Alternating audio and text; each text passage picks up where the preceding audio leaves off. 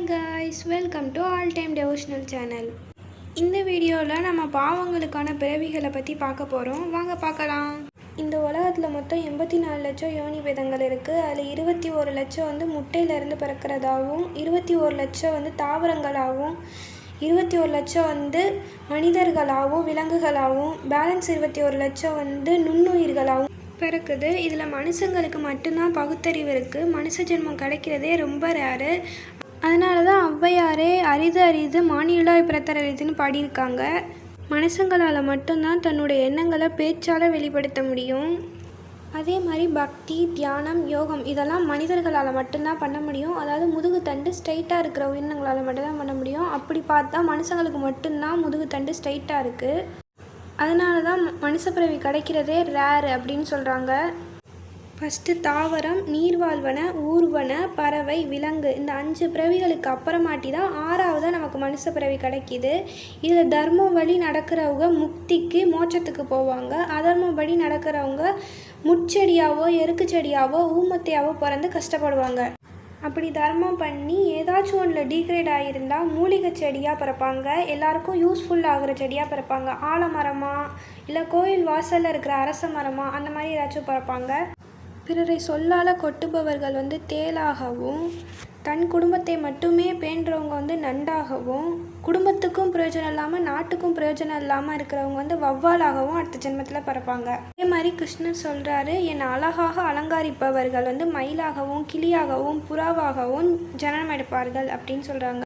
அதே மாதிரி கருடர்கிட்ட நீ என்னை சுமப்பதால் உன் இனத்தவர் கௌரவிக்கப்படுவார்கள்னு சொல்கிறாங்க. சீன்று வந்தவர்களுக்கு வசதி இருந்தும் மன்னமிடாதவர்கள் அடுத்த ஜென்மத்தில் பருந்தாக பிறக்கிறாங்க. அதுக்கப்புறம் மற்றவங்களை எதுக்காச்சும் காக்க வச்சா கொக்கா பிறக்கிறாங்க.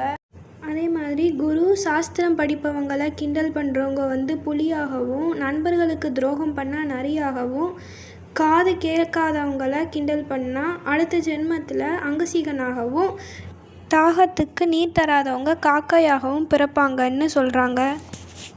பிறரால் ஏற்பட்ட லாபங்களை தான் மட்டும் அனுபவிக்கிறவங்க புழுவாக பிறக்கிறாங்க. விருந்தினருக்கு ஒழித்து அறுசுவை உணவை உண்பவர் பிசாசாக அலைய நேரிடும். கொள்ளை செய்பவர்கள் 100 ஆண்டுகள் ஆவியாக அல்லாடுகிறார்கள். தானம் கொடுத்ததை பறித்து கொள்பவர்களும் ஓனான் பிறவி வாய்க்கிறது. அவர் மானிட பிறவி எடுக்கும்போது அற்ப ஆயிலே வழங்கப்படும். இல்லையேல் தரித்திரம் சூழ்ந்து கொள்ளும். மற்றவர் பிழைப்பை கெடுத்து சுகம் அனுபவிப்பவர் திமிங்கலமாக மீனாக பிறக்கின்றனர். அடுத்தடுத்து முயல், மான் முதலான ஜென்மங்களில் உலர்கின்றனர். அதிகமாக பாவம் பண்ணால் மலத்தில் உறும் புழுவாக பிறப்பாங்க. அடுத்தடுத்து வேட்டைக்காரராகவும் காட்டுவாசியாக பிறக்கிறார்கள். கோல் சொல்பவர்கள் பள்ளியாக தவளையாக பிறக்கிறார்கள். உழைப்புக்கு தகுந்த ஊதியம் கொடுக்காதவர்கள் அட்டைகளாக பிறந்து இரத்தத்தை உறிஞ்சுகின்றனர். கொலை செய்பவர்களுக்கு குஷ்டரோகம் போன்ற கொடிய நோய்கள் வரும்.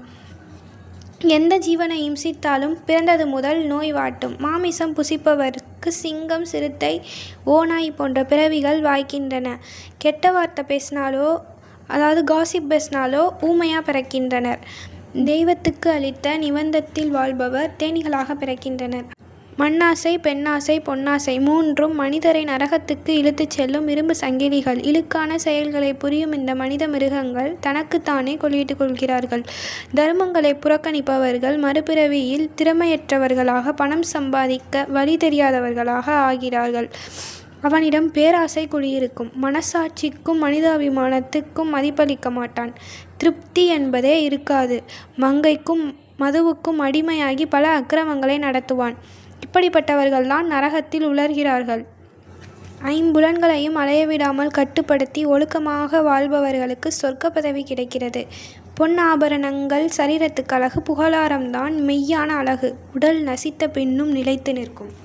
ஸோ காய்ஸ், மனித பிறவி ரொம்ப ப்ரீசியஸ் ஆனது. எல்லாரும் அதை சரியாக யூட்டிலைஸ் பண்ணுங்கள். ஒரு கிணறு எப்படி எதிர்பார்க்காம அள்ளி இறக்கிதோ, அது எவ்வளோ தான் நீரை கொடுத்தாலும் திரும்ப அதுக்கு ஊற்றெடுத்துரும். அதாச்சும் கடவுள் அது நீரை அதிகமாக கொடுக்குறனால அதுக்கு ஊற்றெடுக்க வைக்கிறாங்கன்னு வச்சுப்போம். நீங்களும் கிணறு மாதிரி ஏதாச்சும் தானம் பண்ணிகிட்டே இருந்தால் கடவுள் உங்களுக்கும் ஏதாச்சும் ஒரு ரூபத்தில் ஹெல்ப் பண்ணுவாங்க. நீங்கள் பண்ணதுக்கும் மேலே பண்ணுவாங்க. ஓகேவா? ஸோ எல்லாருக்கும் முடிஞ்சவரை ஹெல்ப் பண்ணுங்கள். இந்த மனித பிறவியை சரியாக யூட்டிலைஸ் பண்ணுங்கள். அடுத்த வீடியோவில் பார்க்கலாம். Until then tata. அடுத்த டாபிக் 5 புலன்கள் 7 நரகங்கள் பற்றி பார்ப்போம்.